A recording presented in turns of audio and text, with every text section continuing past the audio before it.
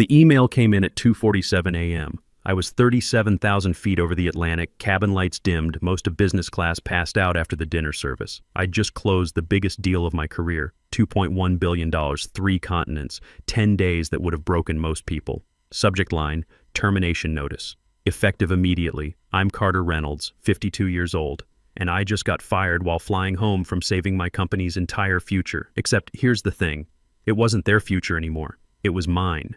I stared at the screen thinking maybe jet lag was playing tricks. But no, there it was in perfect clarity. Your employment with Titan Core Industries has been terminated effective immediately. Your access has been revoked. Please do not return to any company property. Sender, Victor Ashford, the CEO himself. The same guy who'd shaken my hand 3 weeks ago and said, "You're the only one I trust to close this." I looked around the cabin. Everyone else had their eye masks on, wrapped in airline blankets. I was alone with the engine hum and a silence that suddenly felt deafening. 10 days, 3 cities. Tokyo for the technical framework, London for regulatory compliance, São Paulo for the final signatures. I hadn't just participated in this deal. I'd architected it from nothing. 3 legacy telecom firms, 1 synchronized cloud migration, $2.1 billion over 7 years. And now I didn't even work there anymore. Here's what you need to understand about betrayal. It doesn't announce itself. It seeps in slowly, like water through a crack you didn't know existed, until one morning you're standing in it ankle deep, wondering when the flood started. For me, it started about a year ago. I'd been at Titan Core for 15 years, came in when it was mid-tier and hungry. I built the international division from scratch into a $2 billion revenue stream, spoke 3 languages, lived out of airports, closed deals that made our competitors nervous. I'd negotiated with everyone from Tokyo tech giants to German industrial conglomerates. My first big win was with Yuki Asano, CTO of Telnova. That was 15 years back. He'd flown to New York to hear our pitch, sat through 3 presentations from our sales team, and walked out unimpressed. I caught him in the lobby, asked if he had 20 minutes for coffee. He gave me 15. I didn't pitch. I asked questions about his infrastructure challenges, about Japanese data sovereignty concerns nobody else had bothered to research, about what kept him up at night. 2 weeks later, we closed a $120 million contract. Yuki told me afterward, "You're the first American who listened more than you talked." That became my approach. Build relationships that outlasted quarterly earnings calls. I showed up to Luis Mata's daughter's wedding in São Paulo, stayed up until 3 a.m. helping Linda Clark's legal team navigate Brexit compliance issues. Closed more deals on golf courses than in boardrooms because that's where people actually talk. But somewhere along the way, Titan Core changed. Victor started promoting safe bets over smart ones. Innovation got replaced by politics. People like me, the ones who built the infrastructure, started getting pushed to the margins. Then Brandon showed up. Brandon Ashford, Victor's son, 31 years old, Harvard MBA, 2 years of actual experience. He got hired as a strategic advisor, which is corporate speak for we're inventing a job because of who his dad is. I thought I could ignore it, keep my head down, do my work. But then things started happening. 6 months ago, I was on a video call with a prospective client in Berlin, major manufacturing firm, $400 million potential contract. Brandon was supposed to be shadowing, learning how these conversations work. 5 minutes in, he interrupted me mid-sentence to suggest we could leverage our synergistic capabilities across multiple verticals. The client's CFO blinked. "What does that mean?" Brandon fumbled, started throwing out more buzzwords. Cloud-native ecosystems, agile transformation, digital disruption paradigms. I watched the client's face go from confused to annoyed to done. After Brandon finished, I muted us. "Let me handle this." I spent the next 40 minutes translating Brandon's word salad into actual solutions. Specific technical specs, real timelines, honest cost breakdowns. By the end, the client was back in. But I'd lost an hour cleaning up a mess that shouldn't have existed. Brandon thanked me afterward, said he was still learning the ropes. That would have been fine. Everyone starts somewhere. Except 2 weeks later, I saw an internal memo about Brandon's successful client acquisition in the German market. My name wasn't mentioned once. Then came the strategy document incident. I spent 6 weeks drafting a complete restructure plan for our European operations, market analysis, risk assessments, implementation roadmaps, sent it to Victor for review. 2 weeks later, Brandon presented his strategy to the board. My exact plan, my exact words, his name on the slide deck. I checked the document properties that night. Original author, Carter Reynolds. Last modified by Brandon Ashford. I should have confronted him right then. Should have walked into Victor's office and demanded an explanation. But I didn't. Because I already knew what would happen. They'd call it a misunderstanding. Say I was being territorial. That corporate speak word that always gets used when someone questions the people in power. So I kept quiet, and I started planning. Because 8 months ago, I saved TitanCore from a $650 million disaster. A German conglomerate had walked out mid-negotiation over data sovereignty issues. Legal panicked. Finance froze. Our VP of sales nearly had a breakdown in the conference room. I didn't wait for permission. Rewrote the entire compliance framework in 48 hours. Got on a call with their board. Addressed every concern they'd raised, and several they hadn't thought of yet. By Friday, the deal was signed. By Monday, there was champagne in the executive lounge. People congratulated me in hallways. Someone from HR slipped me a draft org chart with a new title. Executive Vice President, Global Strategy. Then nothing happened. Still under review, they said. Board needs to approve it. Let's revisit next quarter. 3 months later, I found out why. I was in a conference room prepping materials. The door to the adjacent boardroom was cracked open. Victor's voice carried through. Carter's brilliant, no question. But he makes people uncomfortable. Too direct. Doesn't build consensus before making moves. Another board member. Brandon's got better instincts for executive leadership. More collaborative. Collaborative. That's code for follows orders. I stood there holding my presentation folder, finally understanding. They weren't going to promote me. They were positioning Brandon to replace me. Not because I wasn't good enough. Because I was too good, and I didn't have the right last name. So I did something I'm not particularly proud of. I started building an exit strategy.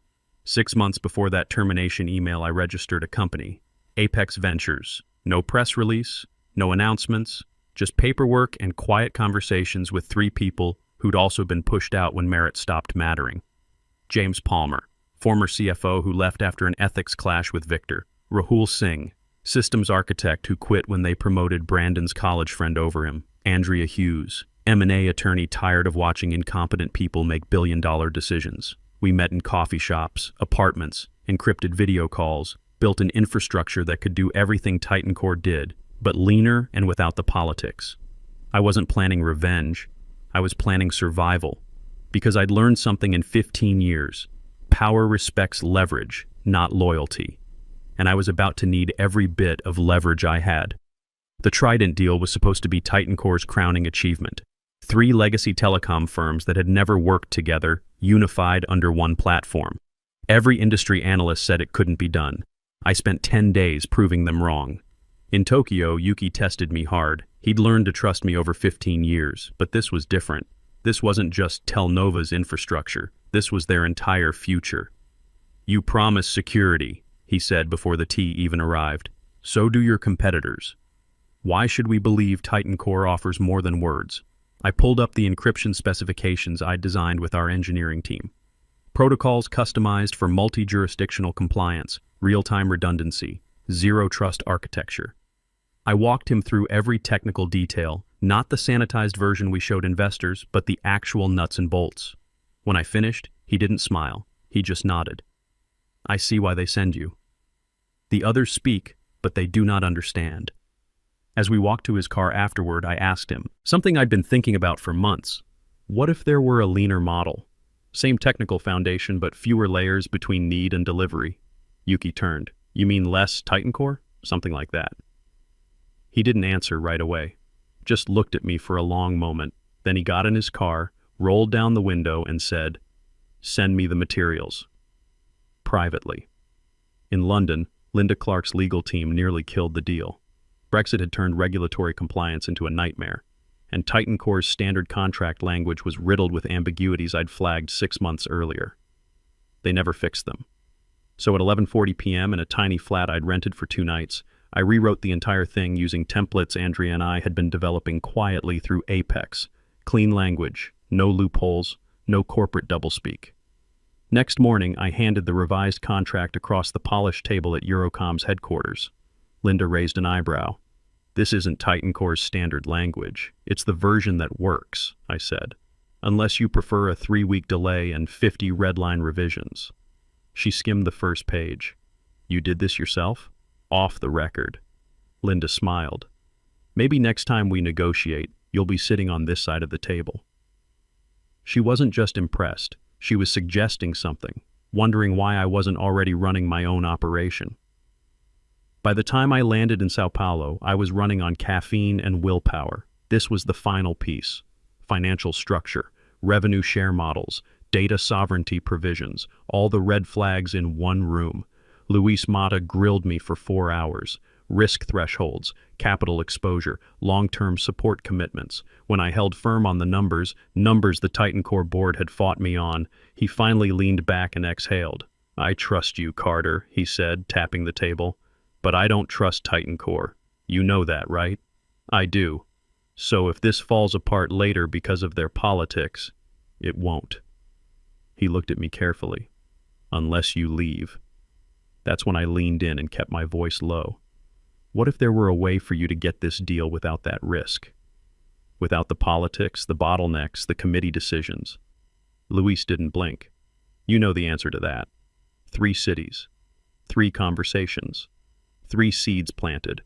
I wasn't stealing clients, I was offering them a choice they didn't know they had yet. The thing about building something in secret is that you have to be patient. Can't rush, can't get sloppy. Every piece has to be legal, documented, bulletproof." 6 weeks before the trip, I'd filed paperwork with Titan Core's legal department requesting permission to maintain offline backups of all Trident deal documents. Standard protocol for high-risk international negotiations across multiple jurisdictions. They approved it without reading the fine print, signed off by their own compliance team. So when that termination email came through at 2:47 a.m., when they locked me out of every system, erased my access, deleted my existence from their servers, they thought they'd cut off my control. They were wrong. I reached under the seat and pulled out my second laptop, matte black, unbranded, encrypted 6 ways from Sunday, the one that had nothing to do with Titan Core. I logged into Apex's secure portal. Everything was there. Every contract draft, every negotiation note, every technical specification, all backed up, all legal, all mine. The client portal Rahul built was beautiful. Clean interface, military-grade encryption, completely invisible unless you had an access code. I'd sent those codes to Yuki, Linda, and Luis 2 weeks earlier, buried in routine project updates. Just a backup communication channel in case of technical difficulties. All 3 had logged in. All 3 were waiting. I opened a new message window, typed 3 identical emails. 4 words. "The door is open." Sent at 3:15 a.m. over the Atlantic. Then I closed the laptop, leaned back, and smiled. They thought terminating me mid-flight would break me. All they did was cut the last rope holding me to them. When I landed at JFK 8 hours later, my phone had blown up. 14 missed calls from Titan Core's main line. 6 voicemails from Victor's assistant. 3 texts from Brandon asking if I'd gotten any strange emails. I deleted everything. Took a cab to a hotel near Central Park. Not home. Wasn't ready for that yet. Checked in, went upstairs, pulled out the black laptop again. 3 new messages waiting in the client portal. Yuki Asano, received your note, will await your signal. Linda Clark, understood, standing by. Luis Mata, about time. I sat on that hotel bed and let out a breath I'd been holding for 6 months. The next morning was Monday. I knew exactly what would be happening at Titan Core. Victor would walk into his 9 a.m. executive meeting already tense. His assistant would hand him the weekly status update on Trident accounts. Except this time, there'd be no progress reports, no client check-ins, no confirmations, because I wasn't sending them anymore. According to James, who still had friends in finance, Victor tried calling Yuki first. No answer. Tried again 20 minutes later. Nothing. By 10 a.m. they moved on to Eurocom. Linda Clark, who normally responded within an hour, suddenly had an out-of-office message. Please direct all Trident-related inquiries to your current point of contact, except they didn't have one anymore. By 11:30, full panic. Someone called Brazilink. Luis's assistant answered and said he was unavailable. Unavailable today? Victor asked. Unavailable for Titan Core, she said, and hung up. I wasn't there to see Victor's face, but I can picture it. That moment when you realize the machine you thought you controlled actually belongs to someone else. By noon, all 3 clients had gone completely dark. No responses, no explanations, just silence. And in a company like Titan Core, silence isn't absence, it's a verdict. That afternoon, they made one last desperate move. Investor Relations sent a mass email to all 3 firms requesting joint press statements confirming Titan Core's continued leadership on the Trident project. Only one replied. Luis Mata. Single sentence. No greeting, no signature. Titan Core no longer speaks for us. Reynolds does. James forwarded me that email. I read it 3 times. Not because I was surprised, because I wanted to remember the moment when my name carried more weight than their company. I opened the press release Rahul had been preparing for 2 weeks. Simple, professional, no drama. Apex Ventures announces multi-continental strategic partnership with Telnova, Eurocom, and Brazilink. Agreement valued at $2.1 billion over 7 years for secure modular cloud integration across 3 regions. At the bottom, for inquiries, contact Carter Reynolds, CEO. I made 2 small edits and sent it to our distribution service. It went live Tuesday morning at 9:30. No fanfare, just facts. By 10 a.m., trade publications were calling. By 11 a.m., TechWatch Global ran a headline, The Silent Takeover, Who is Apex Ventures and Why is Titan Core Panicking? By noon, we had 53 partnership inquiries. I didn't answer any of them, not yet. I was waiting for one specific call. It came at 2:35 p.m., unknown number. I let it ring 4 times before answering. Carter Reynolds. Carter, Victor's voice, tight, controlled, barely holding it together. We need to talk. No, I said. We really don't. You can't just steal our clients. I didn't steal anyone, Victor. I gave them a choice. They chose. Silence on the other end. I could hear him breathing, calculating, trying to figure out his next move. Was this personal? I almost laughed. Everything's personal. You just didn't notice until it cost you something. I hung up. Then I did something I hadn't done in 15 years of working for that man. I turned off my phone and went for a walk. 3 weeks later, I was in Munich. The Global Tech Summit.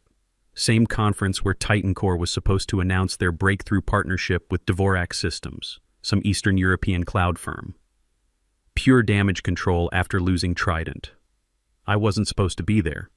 But Andrea had gotten Apex invited as a rising player in enterprise infrastructure. Translation: everyone wanted to meet the guy who just humiliated Titan Core. The meeting was scheduled for 9 a.m. in conference room C214. Victor would be there with his team, trying to close this deal before their stock dropped any further. What they didn't know was that Marek Dvorak, the CEO, had also invited me. I'd met Marek 2 years ago in Prague. Long dinner talking about sovereign cloud hosting over excellent Czech beer. He didn't remember me at first, but when Apex made headlines, he did. Sent me a private message. Would value your perspective on our expansion plans. I arrived at 9:15, intentionally late. The room was already set up. Victor at the head of the table in his perfect suit. Brandon beside him with a leather portfolio playing executive. 2 compliance managers looking nervous. Marek saw me first. Carter, good to see you again. Victor turned, the color drained from his face so fast I thought he might pass out. What are you doing here? He tried to sound authoritative, came out shaky. I was invited, I said, walking to the table. I represent Apex Ventures. We're the other party in this negotiation. You could have heard a pin drop. Victor recovered fast, I'll give him that. This is a closed session between Titan Core and Dvorak Systems. Actually, Marek said carefully, after your firm submitted 2 conflicting capability statements, the summit organizers requested a joint review. Transparency protocol. I laid out Apex's infrastructure map, clean, updated, tailored specifically to Dvorak's regional needs. Rahul had spent 3 weeks on it. Their CTO had already reviewed the technical specs privately. Mark studied it, then looked at Victor. Your position was that Titan Core could handle full European integration within 18 months. We can, Brandon jumped in. Eager. Desperate to prove something. We have the resources and the track record. I didn't even look at him. Kept my eyes on Marek. Their last European rollout took 31 months and came in 40% over budget. I know because I managed the damage control. Victor cut in fast. You really want to partner with someone who abandons his company mid-deal? There it was. The accusation I'd been waiting for. I smiled. Calm. Cold. I don't abandon ships, Victor. I just refuse to go down with ones where the captain drilled the holes himself. The room went silent. Brandon's pen stopped moving. The compliance managers stared at their laptops. Marek looked between us, reading the room, understanding more than what was being said. We'll proceed with a dual technical review, he said finally. But I want Apex's proposal as the primary framework. Victor's jaw tightened. This wasn't the meeting he'd planned. I could have left it there. Could have taken the win and walked out professional. But I didn't fly to Munich just for a contract. One condition, I said. Everyone looked at me. I'll proceed with joint infrastructure development only if Victor isn't involved in the implementation. I don't do business with people who fire their architects mid-flight. The silence that followed wasn't uncomfortable. It was final. Marek studied me for 3 long seconds. Then he nodded. I respect that boundary. Victor stood up, didn't say a word, just gathered his papers with shaking hands and walked out. Brandon followed, looking back once like he wanted to say something but couldn't find the words. The door closed behind them. Marek extended his hand across the table. I believe we have a deal to discuss, Mr. Reynolds. I shook it. I believe we do. That afternoon, I walked through Munich's old town alone, past the Marienplatz with its tourists and beer gardens. The city was beautiful in late spring. My phone was off. I wasn't checking emails, wasn't thinking about next moves. For the first time in months, I just existed in the moment. There's an old military principle I learned years ago. Never interrupt your enemy when he's making a mistake. Victor had built his own trap, promoted incompetence over merit, chose loyalty over capability, fired the one person holding his international division together. I didn't destroy Titan Core. He did. I just stopped holding up the walls. That evening, James and Rahul met me at a cafe near our hotel. They were both grinning. Heard you dropped a bomb in there, James said. No bombs, I replied. Just boundaries. My phone buzzed. I turned it back on. News alert. Titan Core CEO Victor Ashford steps down amid leadership restructuring. Then another. Brandon Ashford resigns from VP position, citing personal reasons. I showed them the screen. Nobody said anything for a minute. Think they're done? Rahul asked. Doesn't matter, I said. We're just getting started. And we were. Over the next 6 months, Apex closed 4 more major contracts. Revenue hit $380 million in year 1. The team grew to 52 people, every one of them chosen for skill, not connections. We moved into real office space. Nothing flashy, but clean and functional. Actual windows that opened. A kitchen where people talked instead of hiding in cubicles. In the main conference room, Rahul mounted a brushed steel plaque on the wall. Apex Ventures. Founded by Carter Reynolds. Not buried in footnotes. Not edited out before the meeting. Just there, visible, permanent. I stood looking at it one morning before anyone else arrived, thinking about all the times my name had been deleted from documents, all the presentations where I built the deck but someone else presented, all the moments I was told to be a team player, which really meant be invisible. They'd taken pieces of my voice for so long, but they never really silenced me, because I'd learned something important. You don't beat people like Victor by shouting louder. You beat them by building something they can't touch. That same week, an email came through from an address I didn't recognize. Subject line, thank you. Mr. Reynolds, you don't know me, but I've been following your story. I'm 48, been at my company for 12 years. Last month they promoted my boss's nephew over me for a position I built from nothing. I was ready to quit, bitter and angry. Then I read about Apex, about what you did. I'm not quitting, I'm building. Thank you for showing there's another way. Michael T. I read it 3 times, then I printed it and pinned it to the wall beside my desk. Because that's what stories like mine are really about. Not revenge. Something simpler and more important. Reclamation. Taking back what's yours. Not with noise or drama, but with quiet, deliberate action. Building something so solid that when they try to erase you, there's nothing left to erase. Because you're already somewhere else, somewhere better. Last month, Yuki called, not about business, just to talk. We spent an hour discussing nothing in particular. At the end, he said something I keep thinking about.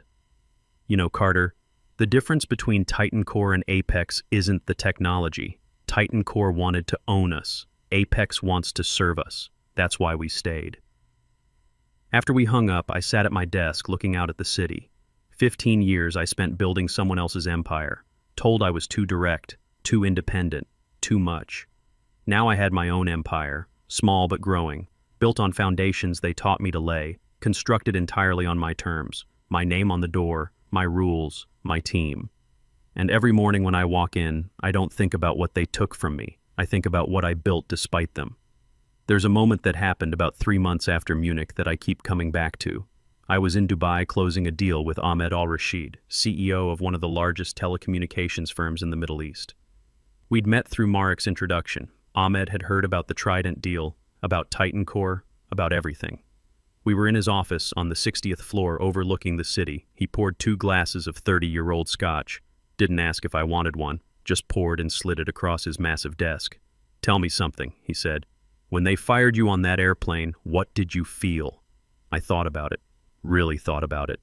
"Relief," I said finally. He raised an eyebrow. "Not anger?" That came later, but in the moment, relief. Because for the first time in 15 years, I didn't owe them anything anymore. Ahmed smiled. "That's why I wanted to meet you. Most men in your position would have felt destroyed. You felt freed." We closed an $800 million infrastructure deal that afternoon, over scotch and honesty. That's the thing they never understood at Titan Core. Business isn't about control, it's about trust. And you can't build trust when you're constantly trying to own people. 6 months after Apex launched, I got a call from Linda Clark in London. She'd been talking to some other European firms, wanted to know if we could handle 3 more contracts simultaneously. "How big are we talking?" I asked. "Combined?" "About $1.2 billion over 5 years. I didn't answer right away. Not because I was calculating capacity, because I was thinking about something Victor once told me. "Don't take on more than you can control," he'd said. "Growth is about maintaining leverage." But that's exactly wrong. Growth isn't about control, it's about capability. "Send me the details," I told Linda. "We'll make it work." We did. Hired 23 more people, opened an office in London. Rahul built out our infrastructure to handle triple the load. By month 8, Apex was operating in 7 countries across 4 continents. I still take the calls myself, still show up to the meetings, still remember names and ask about people's families, not because I have to, because that's how you build something that lasts. Brandon called me once, about 4 months after he resigned. I almost didn't answer. But curiosity got me. "Carter," he said, voice different than I remembered. Quieter, less certain. "I know I don't have the right to ask, but I wanted to say I'm sorry." I didn't say anything. Let him fill the silence. I didn't understand what I was doing. Taking credit for your work. I told myself I was learning, that it was just how things worked. But I knew. Deep down, I knew it was wrong. "What do you want from me, Brandon?" "Nothing," he said. "I just wanted you to know that I see it now. What my father did. What I did. And I'm trying to do better." I thought about hanging up, thought about telling him exactly what I thought of him and his apologies, but I didn't. "Then do better," I said. "Not for me, for the next person your father tries to erase." I hung up, haven't heard from him since. I don't know if Brandon actually changed. Don't know if he's building something real or just found a new place to coast on his last name. But that's not my problem anymore. Last week I was back in Sao Paulo meeting with Luis. We were celebrating the 3-year anniversary of the original Trident deal. His company had grown 40% since switching to Apex's platform. We were having dinner at his favorite restaurant. Small place, family-owned, incredible food. His daughter was there, the one whose wedding I'd attended years ago. She's a VP at Brasilink now. "You know what I remember most about working with Titan Core?" Luis said, refilling my wine glass. I never knew who I was actually talking to. Every call, different people, different stories, no continuity. And with Apex? With Apex, I call you, You answer. Or if you can't, James answers, and he knows exactly what I need. It's simple. It works. Simple, that's the word. Titan Core made everything complicated because complexity creates opportunities for politics, for credit stealing, for people like Brandon to hide their incompetence behind corporate structure. Apex is simple because we don't need the complexity. We just do the work. Walking back to my hotel that night in Sao Paulo, I thought about that termination email, the one that came in at 2:47 a.m. while I was 37,000 feet over the Atlantic. Victor thought he was ending my story, thought he was cutting me loose before I became more of a problem. What he actually did was force me to build something I'd been too loyal to build myself. I carry a printed copy of that email in my desk drawer, not as a reminder of what they did to me, as a reminder of what I did next. Because that's the real lesson here. Not that bad things happen, not that people will betray you or take credit for your work or push you aside when you become inconvenient. The lesson is what you do after. You can spend your energy being angry, being bitter, telling everyone who'll listen about how you were wronged, or you can spend it building. I chose building. 3 years later, Apex is valued at $2.8 billion. We employ 127 people across 9 countries. Every single one of them was hired because they earned it, not because they knew someone. And my name is on the door. Not hidden, not edited out, not replaced before the meeting. Just there. Permanent. Mine. If you're reading this from a desk where someone else is getting promoted for your work, where merit matters less than last names, where you keep being told to wait your turn while watching less qualified people skip the line, I want you to understand something. You're not stuck. You're not powerless. You're just in the wrong story. I was 52 when I got fired. 52. That's supposed to be the age where you're winding down, playing it safe, counting the years until retirement. Instead, I built an empire. Not because I'm special, because I stopped waiting for permission. They thought the termination email was the end. They were wrong. It was just the beginning. Your beginning might not look like mine, might not be $2.1 billion deals or international clients, might be something smaller, quieter, different. But it's yours, and nobody can take it if you build it right. So stop waiting for them to recognize you. Stop hoping the next promotion will finally be yours. Stop believing that loyalty will eventually be rewarded. Start building. Start now. Because 15 years from now, you'll either be exactly where you are, still waiting, still hoping, still being erased, or you'll have your name on something that can't be deleted. I made my choice at 37,000 feet with a termination email glowing on my screen. What's yours? Stories like this, every day. Subscribe and start building yours.